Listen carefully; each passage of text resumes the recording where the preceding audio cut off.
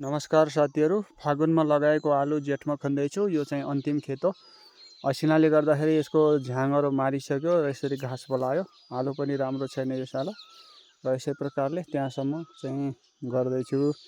र यो चाहिँ ओखरको बुट्टा लगाएको छु, जुन चाहिँ दाँते ओखर हो। तपाईँलाई म यहाँको एउटा एकदम फेभरेट सब्जी देखाउँदैछु है। कतिले चाहिँ चिन्नुहुन्छ, कतिले चिन्नु हुँदैन। यो चाहिँ जङ्गलमा चाहिँ त्यत्तिकै जागेको हुन्छ। हामी यसलाई चाहिँ चुब्ली बाँको भन्छौँ। यसलाई चाहिँ उ गर्नुपर्छ, यसलाई उखेलेर लगेर यस्तै मस्तै जम्मा गरेर एउटा तपेलीमा उमालेर यसलाई चाहिँ यस्तै चिरे चाहिँ सुकाउने। अनि सुकाइसकेपछि जब सुक्छ त्यसलाई बट्टामा राख्ने।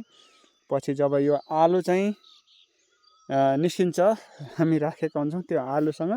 यसलाई चाहिँ थोरै यति चाहिँ मिक्स गर्ने भनेपछि तरकारी यस्तो मिठो कि ल मासुलाई जित्दिन्छ। साथीहरू कतिले चिन्नुहुन्छ कमेन्ट गर्नु होला यो के हो।